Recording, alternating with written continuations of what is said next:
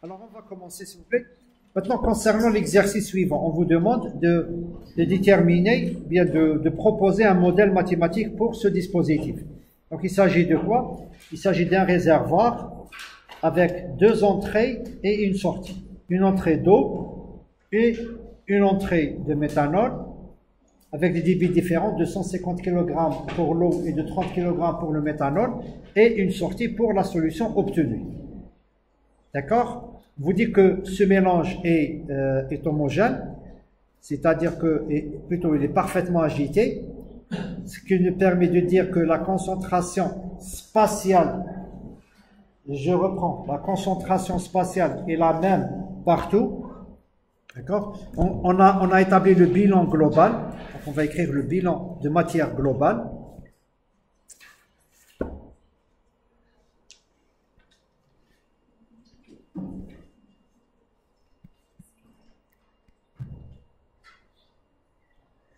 Alors, le bilan de matière peut s'énoncer comme suit. L'accumulation est égale à quoi? Entrée moins les débits massiques d'entrée moins débits massiques de sortie. Alors, maintenant, on va voir que représente M de T. Que représente M de T? Eh bien, M de T, c'est quoi? M de T, c'est la masse de la solution à un instant T. On est d'accord? On est d'accord. M, c'est la masse de la solution à un instant T. Bon, je vais écrire dm. Maintenant, le débit d'entrée. On a combien d'entrées? On a deux entrées. On a de l'eau plus du méthanol moins une sortie de 120, donc 60. Et on obtient dm sur dt égale à 60, bien sûr exprimé en quoi? En kilogrammes par seconde, ou bien plutôt par heure. Je vais mettre comme ça par heure. C'est-à-dire que chaque heure, on a un cumul qui est positif de 60. Bien, si j'intègre cette équation, qu'est-ce que je vais avoir? Je vais avoir tout simplement dm égale à 60 dt, bien l'intégrale entre 0 et t. C'est une intégrale définie. D'accord? Donc, je définis les bornes. À t égale à 0, j'avais combien à l'intérieur du réservoir? 0. Très bien. Tout le monde est d'accord? Très bien. Donc, à t égale à 0, on avait 0. Non, on n'avait pas 0. Il y avait 100 kg d'eau. Et c'est bien écrit, 100 kg d'eau. Il faut faire très attention, s'il vous plaît. Il faut bien lire l'exercice. À t égale à 0, il y avait 100 kg d'eau. Maintenant, je vous pose la question. Si à t égale à 0, il nous dit à t égale à 0, on avait 100 kg d'eau plus 30 kg de méthanol. Quel serait M0? 130. Parce que là, on parle de quoi? De la masse globale. Est-ce que c'est clair? On parle de la masse globale. Très bien. Donc, à t égale à 0, on avait 100. Maintenant, M. Et là, j'écris la relation M de T égale à combien? 60T plus 100. D'accord? Très bien. On reprend maintenant une autre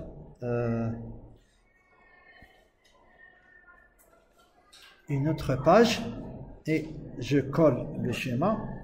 Maintenant, il faut faire un peu plus attention lors de l'élaboration du bilan de matière Alors, on va écrire M de T. Alors, M de T, c'est la masse de la solution à un moment donné. Elle est constituée de quoi? Très bien. De méthanol et de H2O.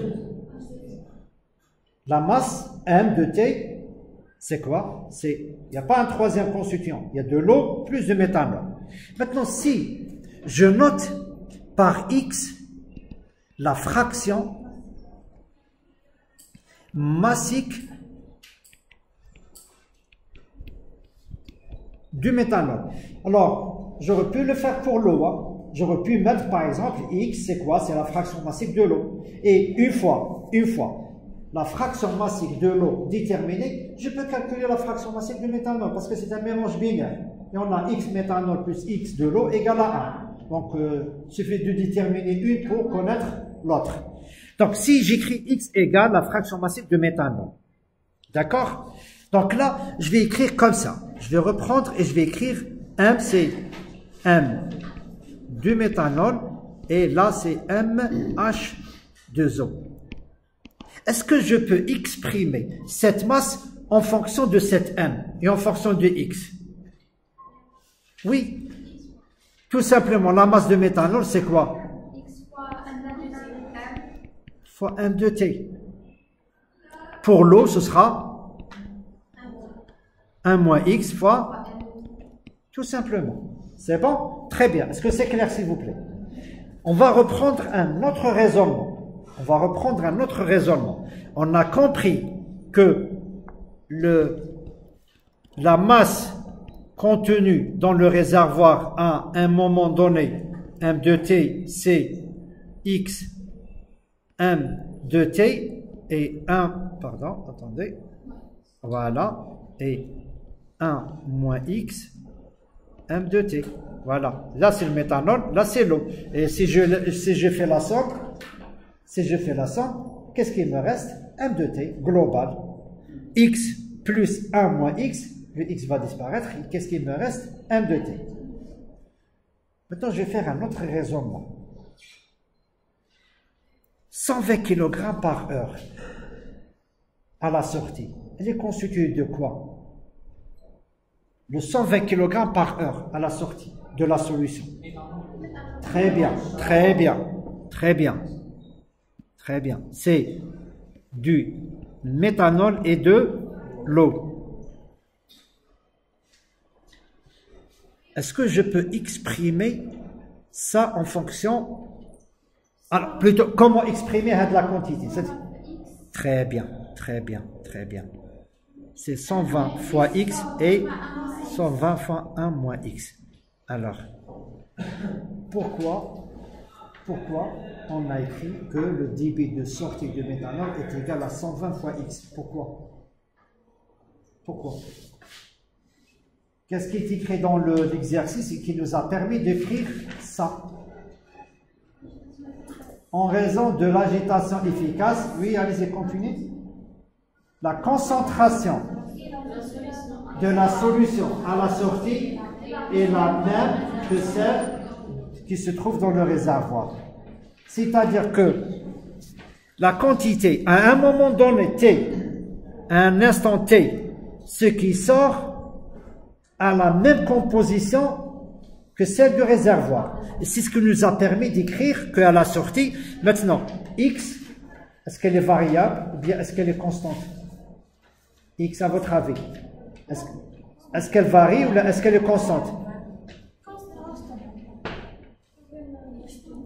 X constante? Non, X n'est pas constante. X, elle est variable. Pourquoi elle est variable? Parce que vous voyez bien que, voilà, vous avez des débits qui ne sont pas les mêmes. Par rapport à la surface. Attends. Par rapport à la surface. Quelle surface? Non, attendez. Non.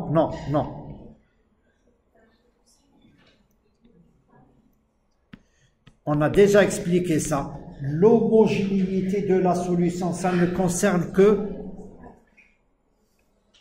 l'espace. Parce que là, on a combien, s'il vous plaît? Là, on a bien expliqué. Qu'est-ce qu'on a? On peut, si on raisonne en coordonnées cartésiennes, X, Y et Z, ou bien en coordonnées cylindriques, R, θ et H, on a ces trois variables plus le temps. Donc ça, c'est une variation spatiale. Et là, on a dit que la solution est homogène. Donc il n'y a pas de variation spatiale. Qu'est-ce qui reste? La variation temporel. Donc, x ne varie qu'en fonction du temps. X n'est pas constante. X varie en fonction du temps. Est-ce que c'est clair? Ben, si c'est clair, on va essayer d'écrire maintenant. Donc là, je vais reprendre pour écrire le bilan de méthanol. Très bien. On va écrire maintenant le bilan du méthanol.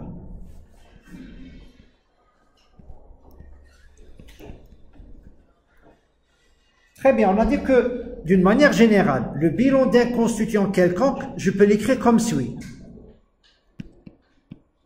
L'accumulation égale l'entrée de ce constituant moins sortie de ce constituant plus ou moins production ou bien génération. Production ou génération, c'est un terme qui désigne quoi? Qui désigne la quantité produite ou bien consommée quand il s'agit de réaction chimique. Est-ce qu'ici il y a une réaction chimique? Il n'y a pas de réaction chimique. Est-ce qu'on a parlé de constante de vitesse? Non, on n'a pas parlé de constante de vitesse. On n'a pas dit qu'il y a une réaction chimique. S'il n'y a pas de réaction chimique, donc ce terme tend vers 0. Est-ce que c'est clair? C'est bon? Très bien. Donc qu'est-ce qu'il nous reste? Donc la variation du méthanol sur la masse du méthanol en fonction du temps, elle est égale à quoi? Le débit d'entrée du méthanol moins le débit de sortie du méthanol. On reste toujours dans le débit du méthanol à l'intérieur du réservoir. Comment je peux l'exprimer? Non.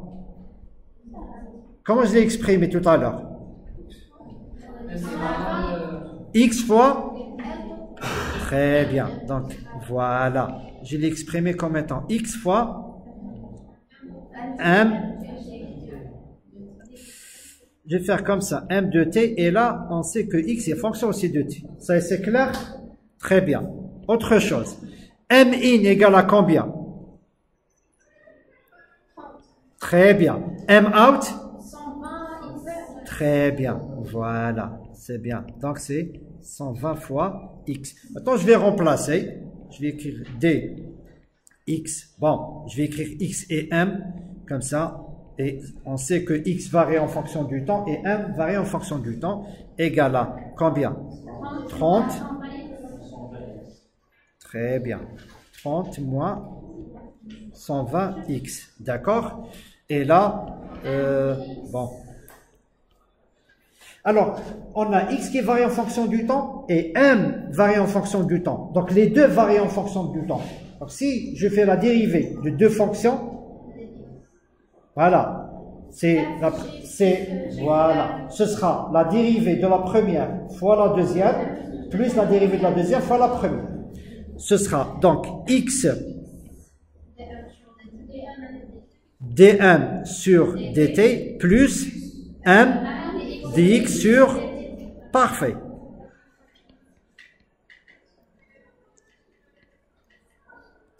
S'il vous plaît. Tout le monde arrive à suivre? Mademoiselle, c'est bon? C'est bon? Tout le monde arrive à suivre, s'il vous plaît? Maintenant, on va remplacer chaque terme par son expression. dm sur dt égale à combien?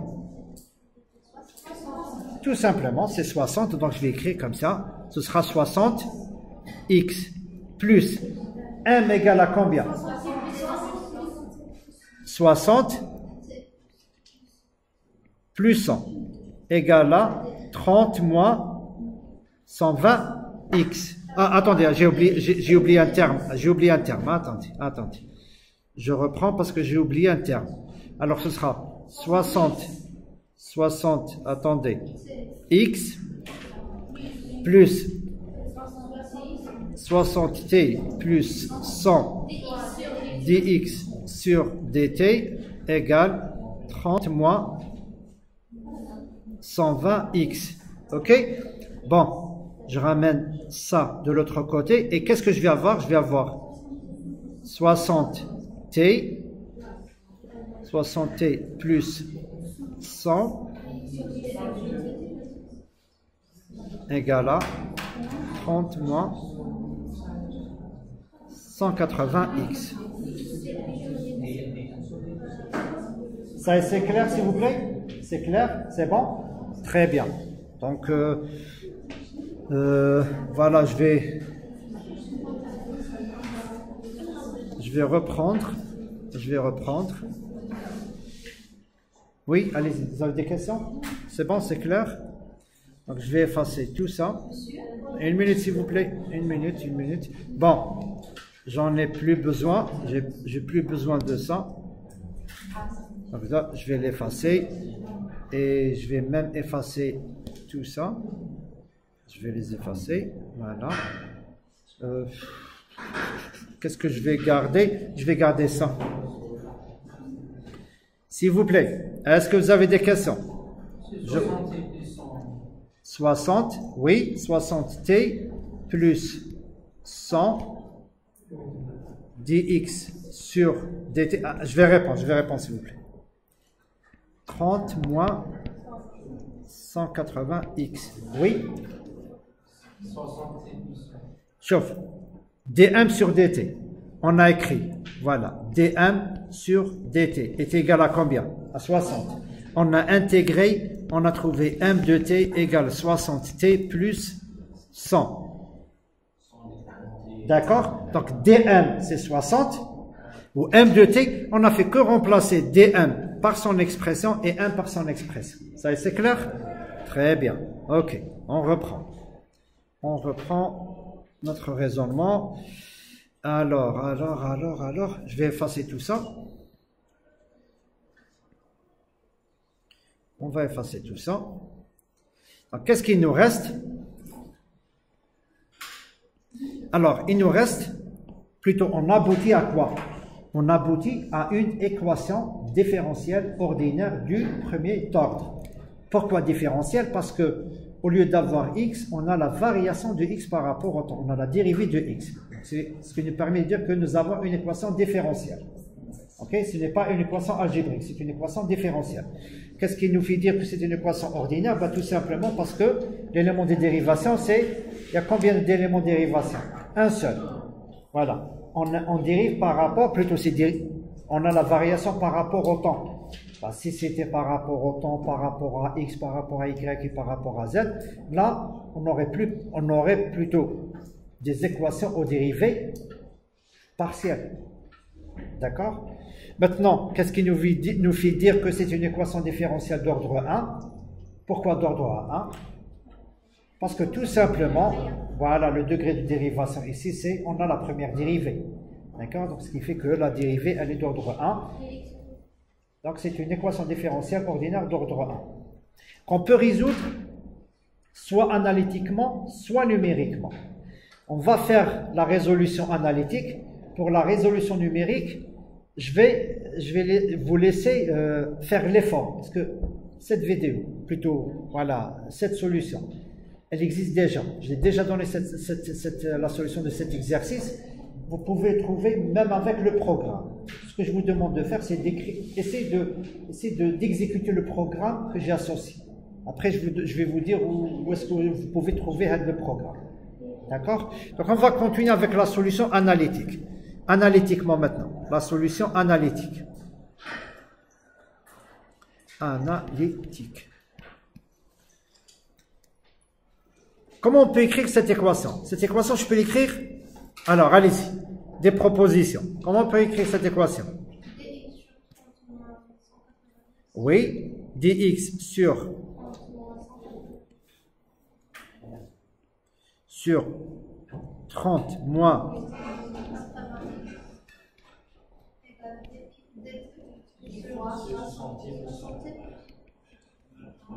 c'est bon? Très bien. Maintenant, si je fais ça, regardez. Bon, maintenant, on peut intégrer ça, on peut intégrer ça. Et ça donne quoi? Ça donne quoi? Je vais vous aider. Si je prends comme ça, moins 180 sur moins 180, je multiplie et je divise par la même quantité.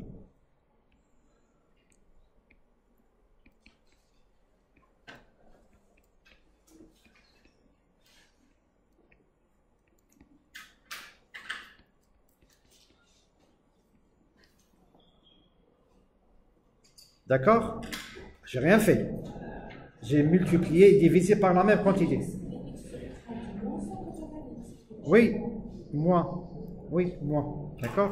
Maintenant, qu'est-ce que je vais avoir? Je vais avoir moins 1 sur 180 moins 180 dx sur 30 moins.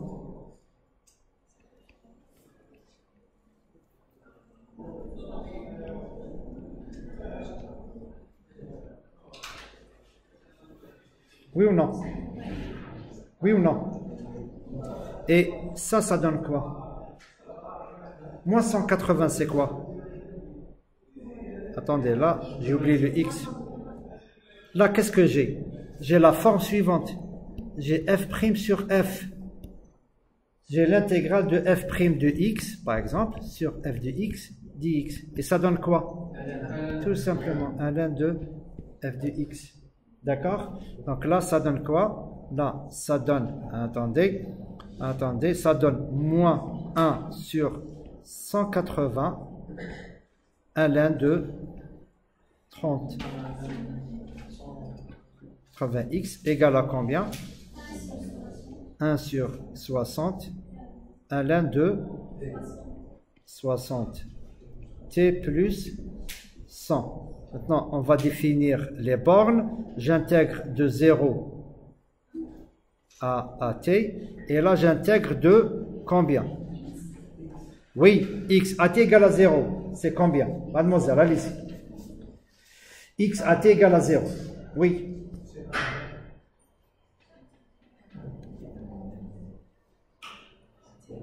Hey, Golina. X à t égale à 0. Que représente x? Attendez, s'il vous plaît. Que représente x? De quoi? Je sais que c'est une fraction. Attends, s'il vous plaît. Très bien. 2 méthanol. X, c'est la fraction massique de méthanol. Au début de l'opération, on avait... Donc, x égale à combien? À 0. Très bien. Donc, c'est entre 0 et x. C'est bon? Très bien. D'accord? Donc, on va reprendre la même diapo. Donc, cette diapo. Attendez. Celle-là. Donc, voilà. Celle-là, je vais la dupliquer. Et je vais effacer tout ça. Voilà. Oui. Oui. J'efface ou là, je vous laisse écrire? D'accord.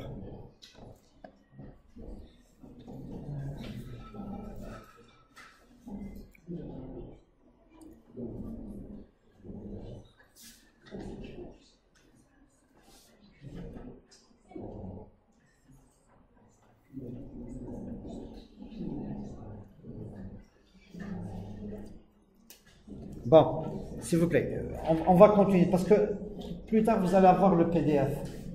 D'accord? Vous allez avoir le PDF, donc c'est pas la peine d'écrire et c'est plutôt de comprendre, s'il vous plaît. Je vais effacer et là je vais écrire. Je vais reprendre. Alors là, je vais écrire comme ça. Je vais écrire ln, et vous me dites si vous êtes d'accord. De 30, s'il vous plaît. Vous me dites si vous êtes d'accord.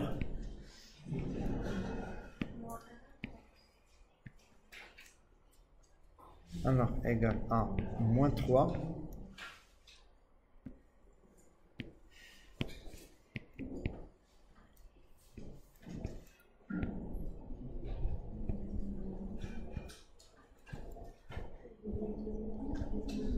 Est-ce que vous êtes d'accord, s'il vous plaît? S'il vous plaît. Allez, est-ce que vous êtes d'accord? Est-ce que vous êtes d'accord? C'est bon? D'accord. Maintenant, ln de A moins ln de B, c'est quoi? Oh, très bien. Donc, c'est ln de 30 moins 180x sur combien? Sur 30. Et là, c'est moins 3. Ln de combien? De 60t plus 100 sur 100. Je vais effacer tout ça. Je vais effacer tout ça. Ok. Qu'est-ce qu'il me reste? Alors, je vais avoir ln de 30 avec 30, donc ce sera 1 moins 6x égale 1 moins 3 ln de 0,6t plus 1. C'est bon? Là, la même chose. Alpha ln de a, c'est quoi? Alpha ln de a. ln de a puissance alpha. Donc, ce que je peux écrire, c'est que 1 moins x, 1 moins 6x égale à quoi? Égale à 0,6t plus 1 puissance moins 3. Eh bien, donc maintenant, qu'est-ce qui me... Non. Vous avez ln de a égale à alpha ln de b. OK? ln de a égale alpha ln de b. Donc là, c'est ln de a égale ln de b puissance alpha. Et donc a égale b puissance alpha. Ça, c'est clair, s'il vous plaît? C'est bon? Très bien. On continue. Donc là, je vais écrire ça. Je vais écrire x égale. Ou bien, je ne vais pas brûler les étapes. Je vais écrire 6x égale 1 moins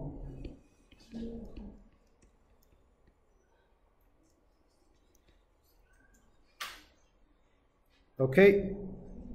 Donc, x égale 1. Alors, x égale à 1 sur 6. 1 moins 0,6t plus 1 puissance moins 3.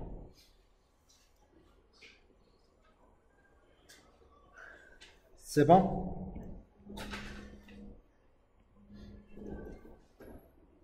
D'accord? Ou bien tout simplement x égale 1 sixième de 1 moins 1 sur 0,6 t plus 1 puissance 3. C'est bon? C'est clair, s'il vous plaît? Ça, c'est la solution analytique. D'accord? Ça, c'est la solution analytique. Maintenant, numériquement, comment on peut résoudre ça numériquement? Je vais vous montrer comment on peut résoudre ça numériquement. C'est bon, je continue, c'est bon? Ok. Donc, j'ajoute une page. Alors, numériquement.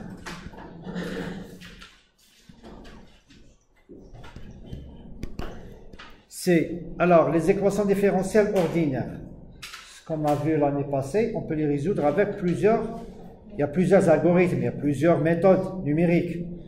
La méthode la plus, on va dire, la plus utilisée, c'est quoi? C'est la méthode du Rensch-Kutta d'ordre 4. La plus intéressante, pourquoi? Parce qu'elle donne une erreur de l'ordre du pas puissance 4.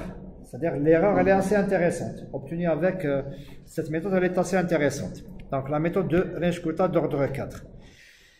Je ne vais pas développer, encore une fois, l'algorithme de cette méthode, mais je vais parler de ce qu'on peut faire avec MATLAB.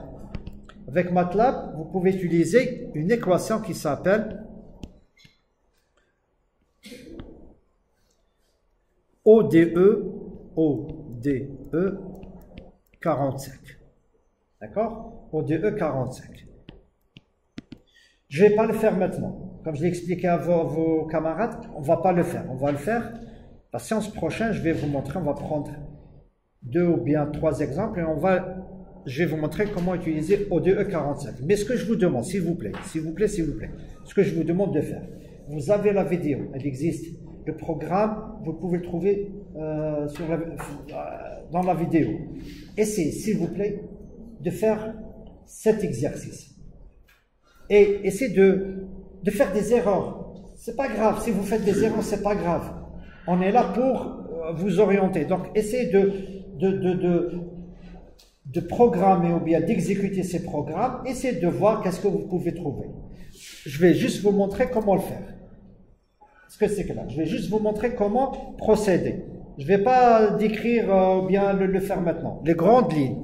Alors, pour pouvoir utiliser ODE 45, alors ODE 45 vous permet de résoudre soit une équation différentielle, soit un système d'équations différentielles ordinaires.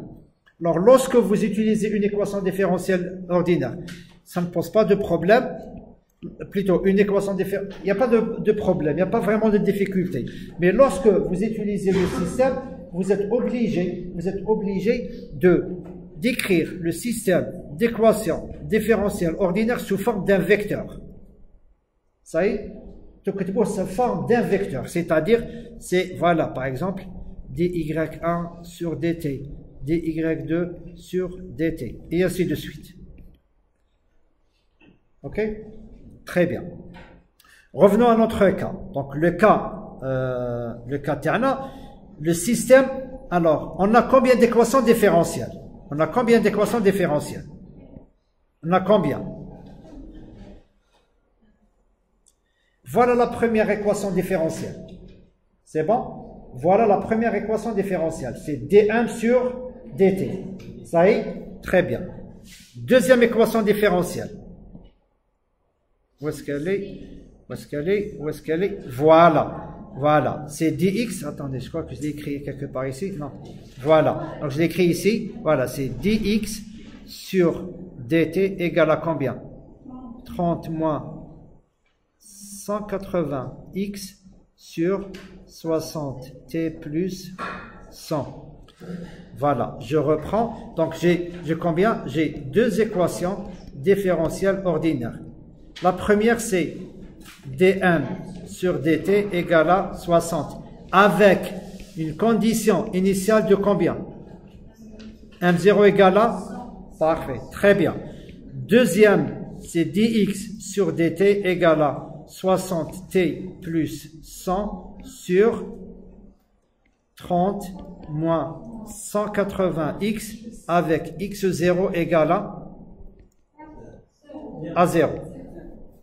Voilà. Donc là, au lieu de y1 et y2, vous avez x, m et x. D'accord? Donc la prochaine fois, Inch'Allah, on va essayer de voir comment on peut résoudre ce genre de système d'équations différentielles. Est-ce que c'est clair, s'il vous plaît? Allez-y. Est-ce que vous avez des questions? Allez-y, s'il vous plaît. Est-ce que vous avez des questions? Pas de questions? Très bien. J'arrête l'enregistrement.